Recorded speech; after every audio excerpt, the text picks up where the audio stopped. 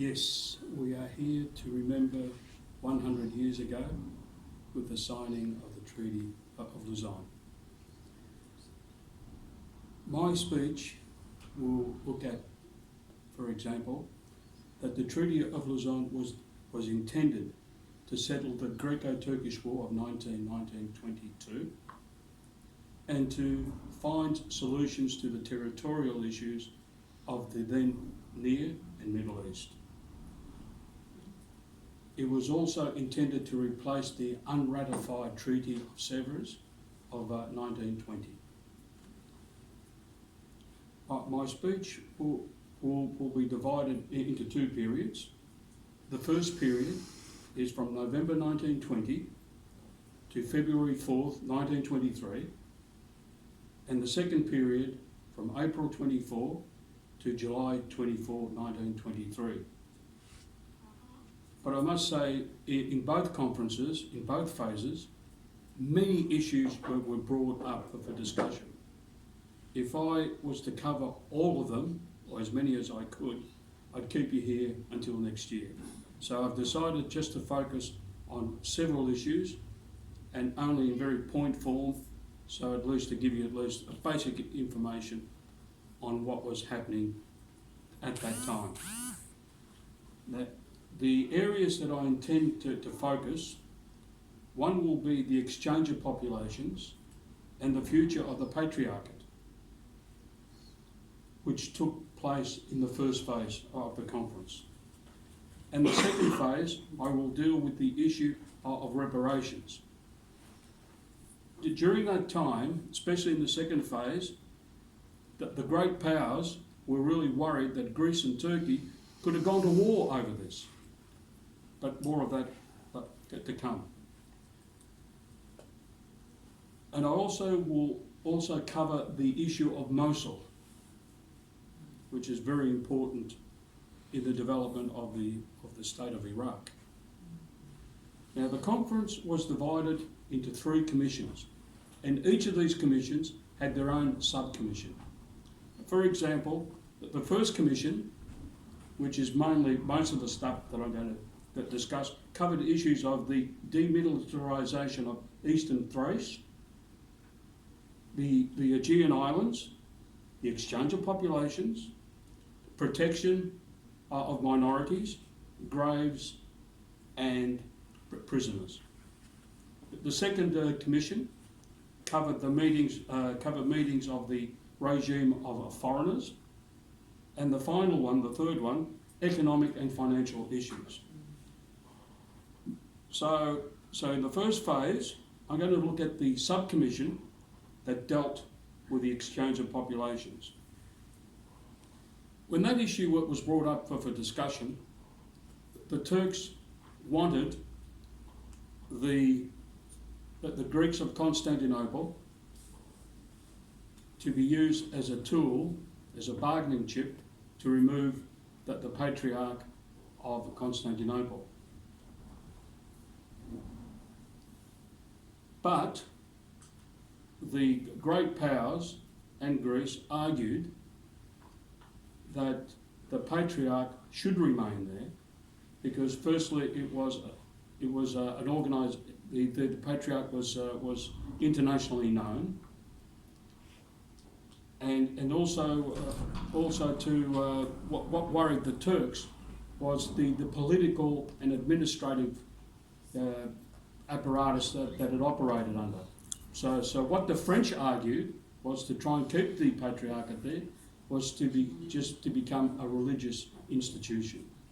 And so it was the French who argued, and then all the others, the Greeks, the Americans and the Brits and all the others fell into place, and they recognised that the Patriarchate should remain, but stripped of its political and administrative functions, and just be purely a religious institution.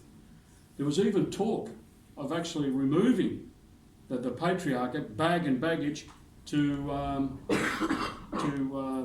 what is it in Greece? Where are the monasteries there? Aorus, as such. And but of course, the Venizelos argued very strenuously that Turkey would have to face the entire wrath of the Orthodox nations, and also the Western powers said that it wouldn't be a good fit for you Turks, since you want your own modern country. So finally, the Turks gave way to that, and they accepted that. Now, when it actually came in the final Treaty of Lausanne, and Articles 37 to 45 covered the issue of minorities, the issue of the Patriarchate was never mentioned.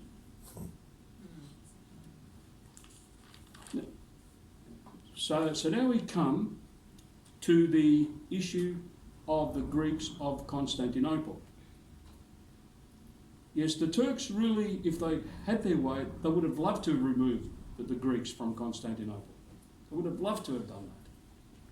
But Lord Curzon argued very strenuously, that was the British Foreign Secretary, argued very strenuously, and also Venizelos and other delegates argued that the Greek element of Constantinople was very important to the economic well-being of the city, because it was a city that had entrepreneurial class, professionals, schools, and so forth.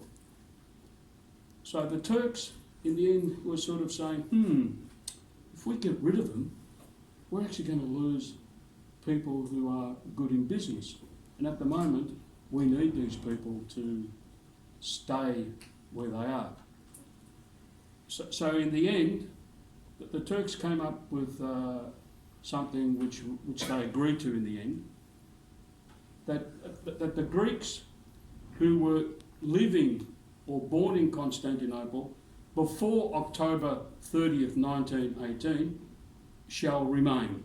The reason why I've chosen 30th of October 1918 was also when the Ottoman Empire signed the Armistice of Mudros. So any Turkish person or any Greek who came after October 30th would be exchanged. And also to any Greek individuals or organisations which showed an anti-Turkish activity during the 1919 to 22 war, they would be exchanged as well. So in the end, in the Exchange of Populations Act Convention, Article 2, the Greeks of Constantinople, of the dates that I've mentioned, could stay, and the Turks or the Muslims in Thrace, in Western Thrace, could remain in there.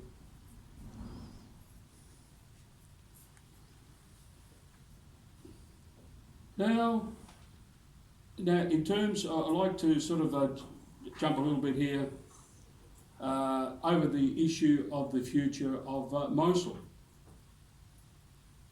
The Turks wanted Mosul included in the new Turkish state, but the British had other ideas, because at that stage, Mosul had been included in the Kingdom of Iraq, because previous to that, Iraq was known as Mesopotamia. And what is the significance of Mosul? It had the oil fields, which the British needed to fuel their Royal Navy. And also, Mosul occupied a very important strategic location in the imperial communications across the Middle East to its Indian Empire. Both sides, both Ismet Pasha, the prime Turkish delegate, and Lord Curzon, the prime British delegate, offered historical, strategic, demographics, political, whatever, arguments to show that it should remain in either in Turkey or remain in Iraq.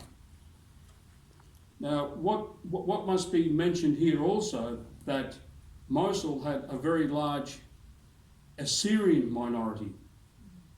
And so the British were also concerned that the Assyrians wouldn't suffer persecution like the other minorities that lived in the Ottoman Empire, for example, the Greeks and the Armenians. Since Mosul was a hot potato during the Lausanne conference, it was finally decided to leave it out and then settle it later on with the League of Nations. So finally, 1926, that the League of Nations settled that the boundaries between Iraq and Turkey, and Mosul, or the Mosul Vilayet, or province, became part of the Iraqi kingdom, and also to throw a bit of sand in the eyes of the Turks, they offered them some shares in the Turkish Petroleum Company. And so that's how the Mosul issue was finally settled some years after the signing of the Treaty of Lausanne. What I would say is that the first phase was actually ended when the Turks refused to continue with the discussions because the French were egging them on. Because at that stage, the French and the Turks were on very good speaking terms. There were certain articles in the first draft treaty which the Turks didn't like, so they decided to abandon the conference and leave things where they are. So after a bit of argy-bargy and a bit of discussions behind the scenes, we fast forward now to April 24, 1923. Now, there were a whole host of other issues, economic and financial, between April to the final signing of the treaty, but I'm not worried about those. What I'm interested in is the reparations issue. Ismet Pasha kept niggling at Venizelos. You have to pay reparations. You caused damage to our country. You have to pay us. What can you offer us? Venizelos, to his credit, said, how can we pay you when we have a huge refugee population, a crisis? We can't even feed these people, and you expect us to pay reparations? Please, Mr. Ismet. No, you must pay. Well, Venizelos, with his foreign minister, Alexandris, Venizelos actually threatened to abort the conference, to walk out. And when Venizelos raised his voice as saying that we're going to leave the conference, the great powers were really worried. They did not want another conflict. So Venizelos said to him, well, I don't want a conflict, but I may be able to offer you something in exchange for you to drop the reparations issue. Ismet said, okay, I have to talk to my masters in Angora, because when I say Angora, that's the modern name of, that was the then name of Ankara. So he contacts his masters in Angora, and the message came back, okay, what is he offering? So what Venizelos offered was a piece of territory, as it was like a triangle, a strategic railway around a place called Karagach, which I think is very near Adrianople, or Eden, as the Turks say. And so Ismet was happy with that. He relayed that again to Ankara, and the response was accept. And that diffused a political storm and great relief to the great powers. Now, in terms of that reparations issue, Article 59 of the Treaty of Lausanne says, Greece recognises her obligations to make reparations for the damage caused in Anatolia by acts of the Greek army or administration which are contrary to the laws of war. Now, as Mr. Kavlakis mentioned earlier about Venizelos, and I'd like to add to this, that Venizelos was not Prime Minister at this time. He was appointed by the Revolutionary Committee in Greece because he was a political individual who had he was well known internationally, and he was someone that could give credibility to the militarists in Greece. And to his credit, he was able to argue from a very difficult position and got at least a good result as best of what the circumstances could have done.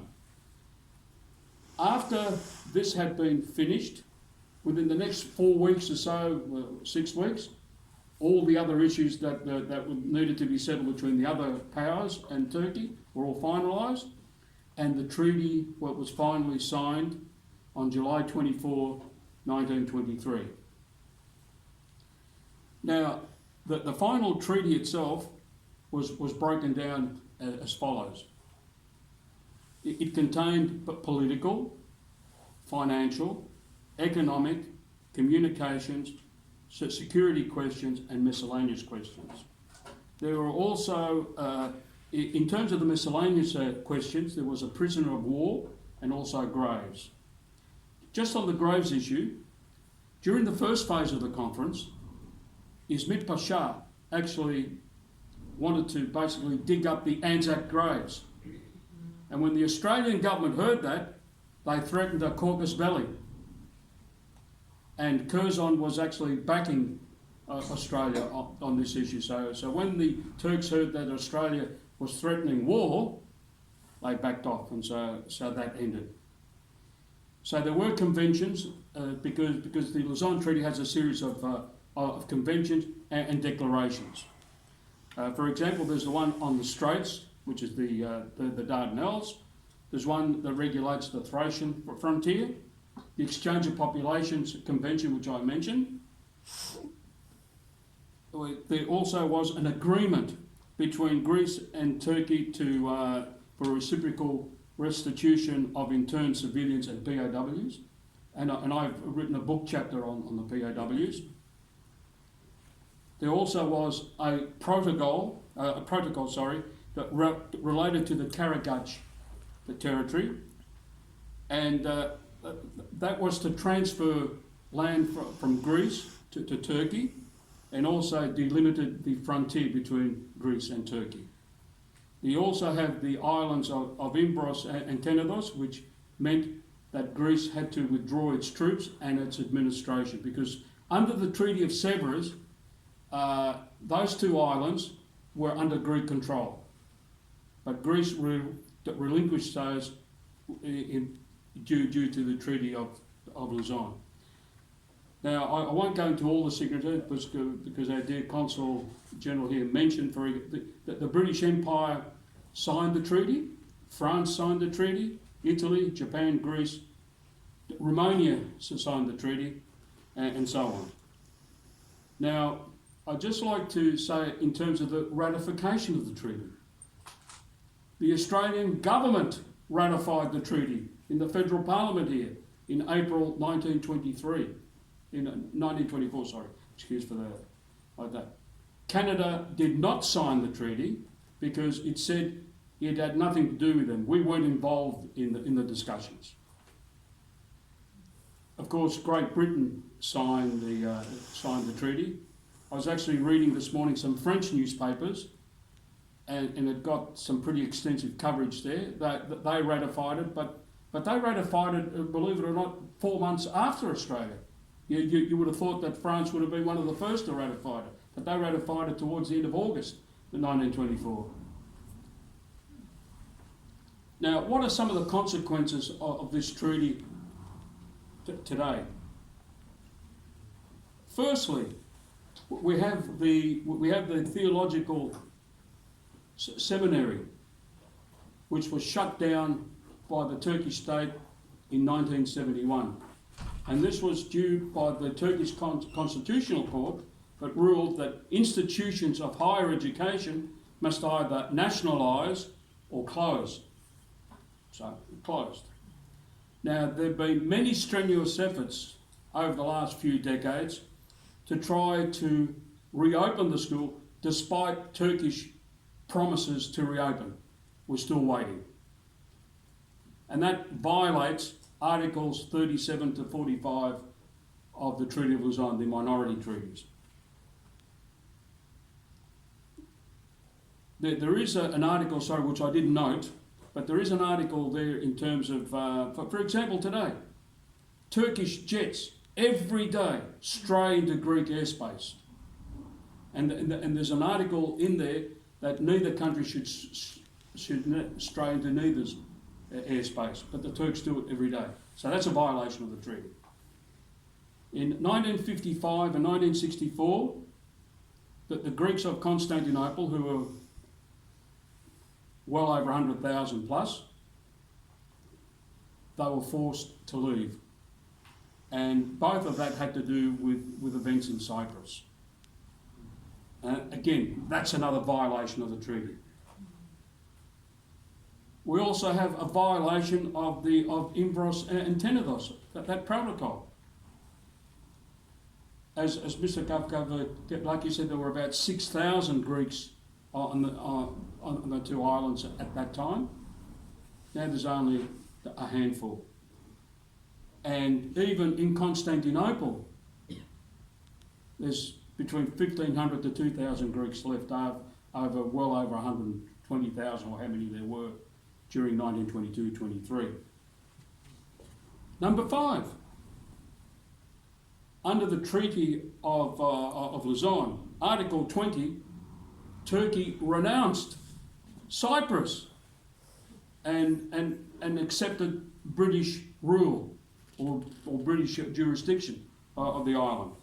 And of course we see in 1974, around this time, the island was invaded, and again re-invaded in August of 1974, and it's now split between two places. The north is the phony Republic of Northern Cyprus, and the Greek part, which is a member of the European Union. I mean, I could go on and list the violations of the Treaty of Lausanne. I'd just like to add just one more thing here, that Turkey accuses Greece that it does not treat its Muslim citizens with their rights. Well, they are allowed to have their own religious leaders, they have their own schools, they have their own languages, and we are accused of that. And yet they don't allow us to reopen, for example, the Khalki, to make Hagia Sophia into a church again, which belongs to Christendom. So in the end, my conclusion is this, that the Treaty of Lausanne has been the centrepiece governing the relations between Greece and Turkey since 1923. Despite Turkish objections to the treaty, violations, I still believe that this treaty will continue to govern the relations of this country well into the future. I've read recently, which I was really unaware of, that the Turks claimed that there were ordinary Turkish citizens believed that there were secret clauses in the Lausanne Treaty, which when I looked at it, I said, am I reading this wrong? Yes, and there are people who believe it's like a conspiracy theory, and others claim that the Lausanne Treaty had an expiry date. Well, it doesn't, because usually most treaties can put a clause and say this treaty will expire in 10 years or whatever, and then we can renegotiate. This treaty hasn't no date listed as such. So I conclude my speech here, and I will take questions as well. But thank you for listening to me.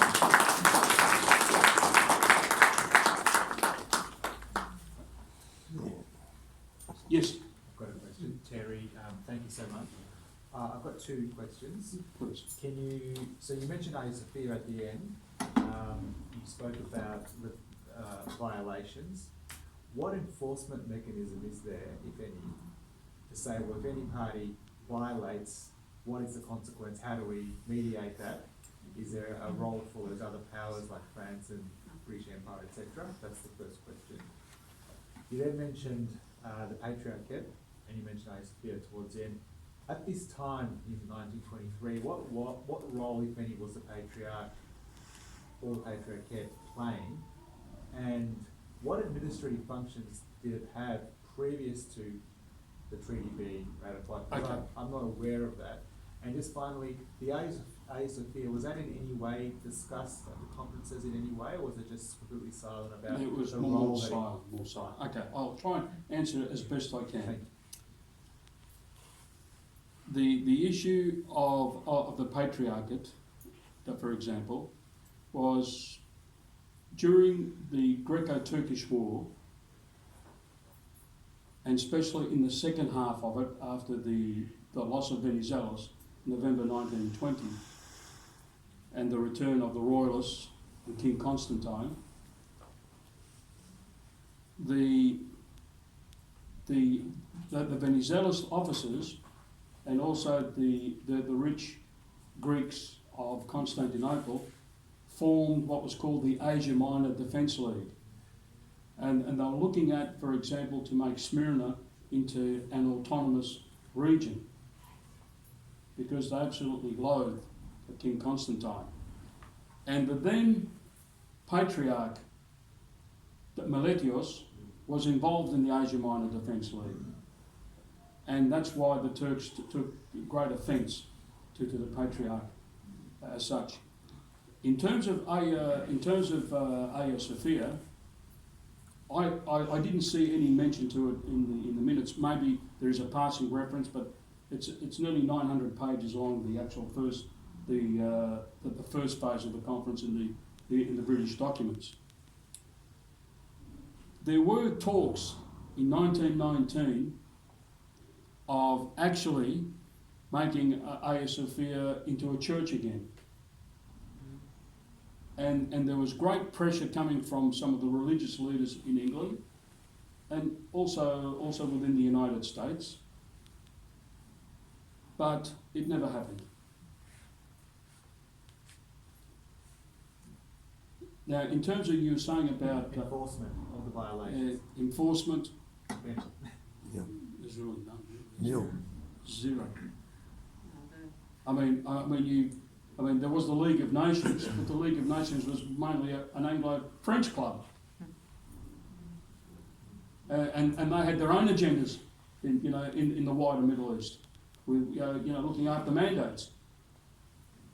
But, well, today we've got the United Nations, and if we take, say, for example, the issue of Cyprus, how many resolutions have been passed? Countless. Has it resulted in any change in the situation on the island? No. Have we seen some of the great powers like the United States telling Mr. Erdogan, pack your troops and get the hell out of Cyprus? No. And the reason why the West loves Turkey, because it occupies an important geostrategic position between East and West. And also, there are oil and natural gas pipelines traverse that region of the world. So let's not forget that energy plays a very important factor in that region, like it did back in 1923. I hope I've answered. Thank you. Yes. Yes, sir. Terry, the treaty was signed in 1923. Yeah. When was the actual official population exchange started, and how was it organised, or was it organised, or was it just? Well, for a start, you had the Greeks who had already fled couldn't return, so that was already, they were forcibly, they could never return. But there were those that were still in sort of like internment camps, that they started to be exchanged gradually over the next 18 months. Those that still remained in Turkey. But was there any official organisation? Was it Yeah. organised, or was it just every man for Well, himself? the thing was that the International Red Cross had an involvement in that. the International Red Cross actually conducted missions. For example, like with the Greek POWs, they used to conduct investigations to ensure that the Greek POWs were treated humanely. In many cases, they weren't. But there was this was through the League of Nations.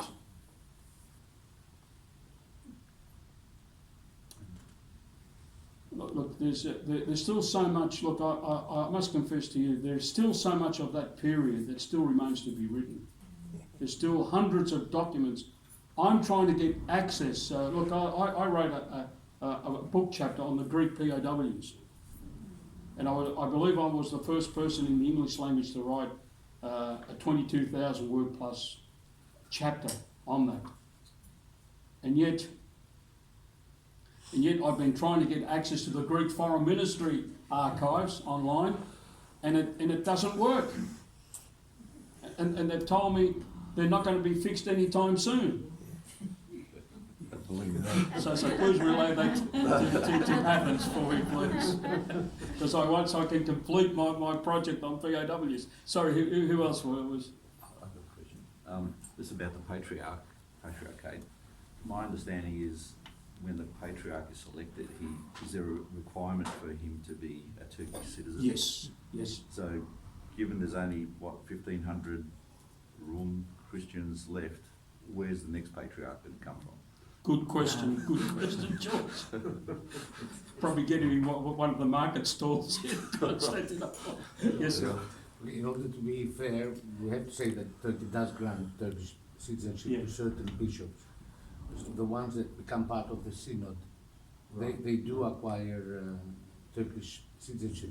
But I just wanted to complete on the theme of the patriarchate, that according to Lausanne, the patriarchate is tolerated by Turkey, but it is stripped of its political power. So before, the patriarch has immense political power, not just administrative. He is considered the leader of the Rum Millet, which is one of the millets. So he is the leader not only of the Greeks, he's also the leader of all the Christians in a way. And he's stripped of that power. He's not considered ecumenical, even today. He's just considered the local Rum bishop. Yeah. Okay, but for the rest of Christendom, he's the ecumenical. Well, I mean, if you take it, say, in the church hierarchy globally, well, he's the next the religious leader after the Pope. You know, we could call him, say, the Greek Pope, because one of the other thing is too that during the last phases of the Greek-Turkish War, there was a so-called Turkish Orthodox Church formed under Papa Eftim. Exists today, but very small following. And you know, because look, back in May 1922, the two American relief workers told the world of deportations and massacres along the Black Sea, and of course the Western world was supposedly horrified. Nothing was done anyway, like that usually. Now the other situation was Papa Eftim and his crowd supported the Kemalists. And actually read his name. I think his name was Kakara Khasairidis or something as such. Was anyone else wanted to ask a question, please? Yes. Actually, I just sort of wanted to make a comment. Please do. Terry, thank you so much for a wonderful presentation. But in response to this gentleman's question about was there an officially organised population exchange? I'm not a historian or anything like that, but unofficially, in 1922, both my mother's and my father's families had to escape because they were getting slaughtered in Zmirny and in Redeston, which is outside Constantinople. So the population exchange was very real in 1922, but not organised or official. And you've mentioned that it was in 1923 officially that it was supposed to happen. So that was my comment. They didn't even have votes. Pardon? They didn't have votes. They had to go, met and went down to, and got votes so that they can Yeah, it was You know, the Asa get Jennings. them out, yes. Look, Well, look, somehow my mother's side found themselves to get out. Look. But my other my question, basically and possibly to the Consul General, we have all this history, we have all this knowledge. Can we learn any lessons from all of that and how it was handled, what should have been handled differently, and how can we apply this in today's world of negotiations? well, as a historian, in a very simple a comment, history repeats itself, and we never learn or heed the lessons of the past. Now, how you get the Turkish state to at least even acknowledge the genocide, that's a very difficult issue. Now, it took President Biden in the United States to use the G word, and that got Ankara really very angry. Now, what we need to do as Greeks is that we commemorate our genocide at different times of the year. Am I right on that? So we've got April the 6th is the Thracians. May 19 is the Pontians. And September 14 are those from Smyrna. Now, why in God's name do we need 3 dates? We need one single date to commemorate all our Asia Minor brothers and sisters. I think we need one day every week. And of course, as Greeks, we find it very hard to agree on anything on most occasions. Now, I don't care if we choose May 19 as a date that embraces everyone, or the 26th of December. I don't care. But we need one date for the international community, and the other 3 dates I've mentioned for the for our Pontian friends to commemorate their, at a local level. But we need something to go international, because look, if we go down to the international community and say, we want you to recognise the Greek genocide, and then I say to them, oh, this is this date, that date, they say, well, what date are you talking about? And the Turks can rightfully say, well, what are you guys really on about? Choose a date. So we have to find some medium to be able to get this date across, whatever that is. Any other questions? Can I comment on? Yes, please do. Not from the historians, obviously, but let's say from the diplomat's point of view. We have to understand that, there is international law, okay, and that's treaties. But international law has limits, okay, and the Cyprus case that we commemorated earlier today is a classic case where you realize the limits of international law. So it is very good and very appropriate to be faithful to international law and protest for international law, but you have to know that there are limits, and the limits are defined always by power. So at least, I belong to, let's say, the realistic school of international relations. So you have to have in mind that you cannot have the one without the other. So it's the same with alliances. Now, Cyprus or Greece are members of NATO, the European Union, so alliances are good. But, your ally is only as useful to you as you are to him. So one must never forget that. So it's good, but not good enough. Okay? Can I just make a comment, if I can be so bold, and say that we could start domestically. We should start here in Victoria.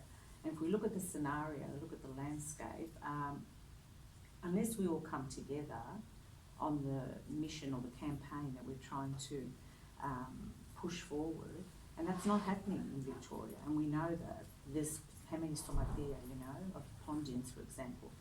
Some of them get on better than others, you know, but as a whole, and we know that our government system says, unless we see a united front of this population, well, you know, come to me when you're united. Yeah, well, that, So it's a small step, but a very important one that needs to be worked on locally, domestically. I agree with that, but also I'm going to add something even further to that. If we are to win the battle for the recognition of our genocide, it's not going to be here in Canberra. It has to be Washington DC, in the White House, because that is the greatest power on earth at the moment.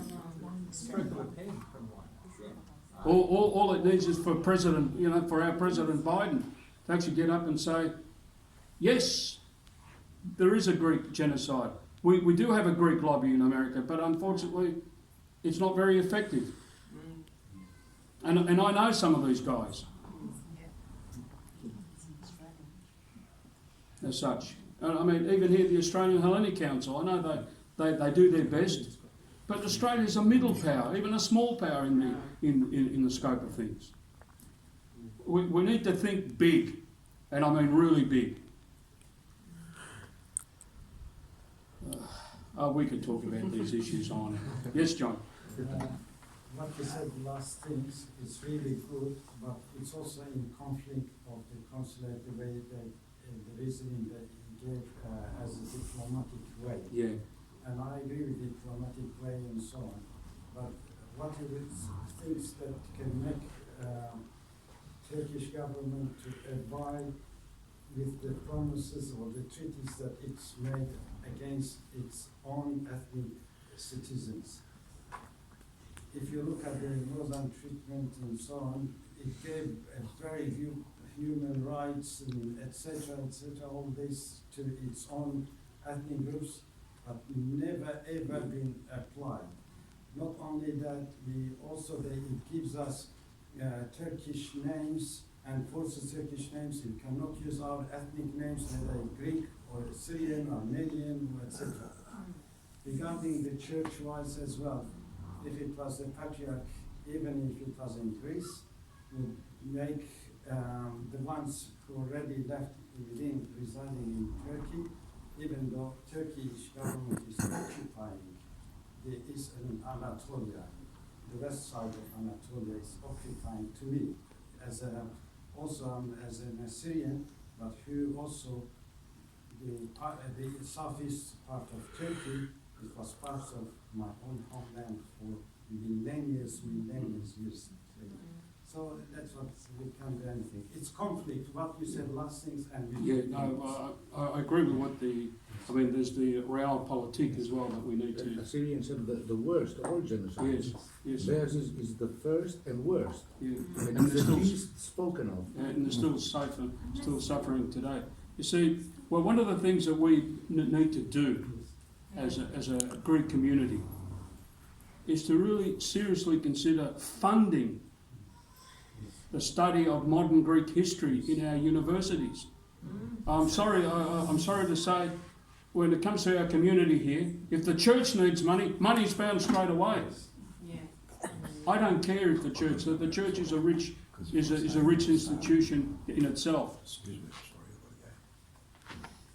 You know, so if we really want to do that, we need to fund modern Greek history as part of Hellenic studies programs. I've got nothing against literature, nor do I have anything against other aspects of Greek studies anyway. All right, just conscious of time, we'll take one last question and then we'll wrap it up. If there isn't one, okay. All right, Jeff, thank you very much for very important